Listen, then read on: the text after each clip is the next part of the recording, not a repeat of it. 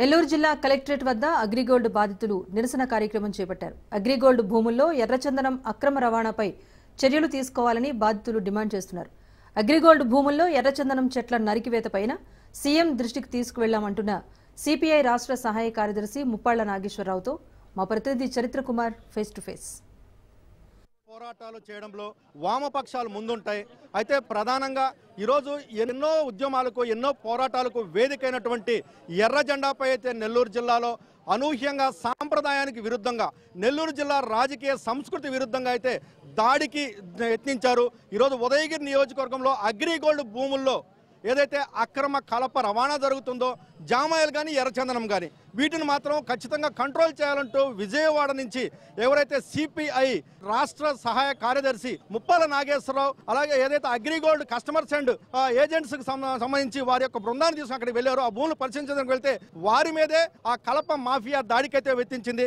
ఈరోజు వారందరూ కూడా కలెక్టరేట్ ముట్టడికైతే వచ్చారు. గాంధీ భవన్ నుంచి కలెక్టరేట్ దాకా పెద్ద ర్యాలీ అయితే నిర్వహించారు. ఈరోజు ముప్పాళ్ల నాగేశ్వరరావు గారు మన ముందున్నారు. సార్, ఈరోజు మీ మీద కూడా దాడి జరిగిన పరిస్థితి, మీరు ఎలా స్పందిస్తారు దాని మీద? మా మీదే కాదు, రాజ్య న్యూస్ లాంటి విలేకరుల మీద కూడా కొన్ని చోట్ల కేసులు పెట్టి ఈ ఇష్యూను బయటికి తీసుకొచ్చారనే ఆక్రోశాన్ని వ్యక్తం చేస్తున్నారు. ప్రజాస్వామ్యంలో మీడియా ఫోర్త్ ఎస్టేట్ అంటే శాసన ప్రతినిధులు, శాసనసభ, ఎగ్జిక్యూటివ్, జ్యుడిషియరీ తర్వాత ఫోర్త్ ఎస్టేట్ మీడియా. అందువల్ల మీడియా మీద కూడా అక్రమాలకు పాల్పడతామనేటువంటిది సరైనది కాదు. ఇది ఈ రాష్ట్రంలో ఉన్నటువంటి రాష్ట్ర ప్రభుత్వానికి అనుకూలంగా ఉన్నటువంటి ఏ ఒక్కరూ అసలు చేయదగిన పని కాదు. ఈ నెల 5వ తారీఖున మా రాష్ట్ర ప్రధాన కార్యదర్శి వి తిరుపతిరావు, జిల్లా అధ్యక్ష ప్రధాన కార్యదర్శులు శంకరయ్య గారు, రామదాస్ గారు, సుబ్రహ్మణ్యం గారు వీరందరూ కూడా వెళ్ళి తోటల్లో ప్రత్యక్షంగా చూశారు. వెహికల్స్ అక్కడ నుంచి బారులు తీరుతున్నాయి, అలాగే కలప మిషన్లు కోస్తున్నాయి. జామాయిలు తోట తీయడానికి కూడా మిషన్లు తెచ్చి పెట్టారు. ఓకే, ఎవరిది? తోట యజమాని అయితే పర్లేదు, అగ్రిగోల్డ్ కంపెనీ యజమాని అయినా పర్లేదు. ఇది అక్రమార్కులు. వారి వెనుక ఏ అదృశ్య శక్తి ఉందో అది రాష్ట్ర హోంమంత్రి గారికి ఆ బాధ్యత మీ ద్వారా మేము తెలియజేస్తున్నాము. ఒక సమర్థవంతమైనటువంటి హోంమంత్రి ఉన్నారు. వాటన్నిటి కూడా జామాయిలు కానీ ఎర్రచందనం కానీ రికవరీ చేయాలని కూడా ఈ సందర్భంగా ప్రధానంగా ఈరోజు మీరు నెల్లూరు జిల్లాలో ఇది జరుగుతున్నటువంటి ఘటనపై అయితే మాత్రం జిల్లా కలెక్టర్ దృష్టికి, జిల్లా ఉన్నతాధికారుల దృష్టికి తీసుకొచ్చిన ప్రయత్నం చేశారు. దీన్ని ఇప్పుడు అసెంబ్లీ సమావేశాలు జరుగుతున్నాయి. ఏదన్నా ప్రభుత్వం దృష్టికి దీన్ని తీసుకుపోయి అగ్రిగోల్డ్ బాధితులకి అంటే సంవత్సరాలుగా కూడా వాళ్ళు అగ్రిగోల్డ్ బాధితులు ఈరోజు ఏదైతే ధర్నాలకి నిరసనలకే నిలబడిపోయారు.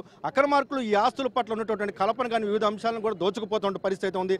దీని పట్ల ఇప్పటికైనా సరే అగ్రిగోల్డ్ పట్ల ప్రభుత్వం సరైన నిర్ణయం తీసుకునే విధంగా కూడా మీ ద్వారా ఏదైనా రిప్రజెంటేషన్ అసెంబ్లీ వేదికగా వెళ్ళేటువంటి అవకాశం ఉందా? మేము ముఖ్యమంత్రి గారి అపాయింట్మెంట్ అడిగాము, ఉప ముఖ్యమంత్రి గారిని అడుగుతున్నాము. వాళ్ళ అపాయింట్మెంటు ఈ వారం రోజుల్లో మేము కలుస్తాము. రాష్ట్ర ముఖ్యమంత్రి గారు ఈ విషయం మీద చాలా సీరియస్గా ఉన్నారు. ఈ సమస్యను పరిష్కరించాలని చెప్పి ముఖ్యమంత్రి, ఉప ముఖ్యమంత్రి ఇద్దరు అనుకునే మేనిఫెస్టోలో కూడా పెట్టారు. అలాగే పొలిట్ బ్యూరోలో కూడా చర్చ జరిగింది. చీఫ్ సెక్రటరీ కూడా, గత చీఫ్ సెక్రటరీ దీని మీద అధికారులతో మాట్లాడారు. ఏదైతే అగ్రిగోల్డ్ బాధితులు ఎవరైతే ఉన్నారో వాళ్ళకి ఖచ్చితంగా కూడా న్యాయం చేస్తాం. ప్రభుత్వం దృష్టికి జరిగినటువంటి కలప నరికివేత ఏదైతే ఖచ్చితంగా కూడా జామాయిల్ ఎర్రచందనం కలప నరికివేతకు సంబంధించి అయితే మాత్రం ఖచ్చితంగా దీన్ని ముఖ్యమంత్రి దృష్టికి తీసుకెళ్తామంటూ కూడా ముప్పాళ్ల నాగేశ్వరరావు తెలియజేస్తున్న పరిస్థితి. కెమెరామెన్ భరత్తో చరిత్ర కుమార్, రాజ్ న్యూస్, నెల్లూరు జిల్లా కలెక్టరేట్ నుండి.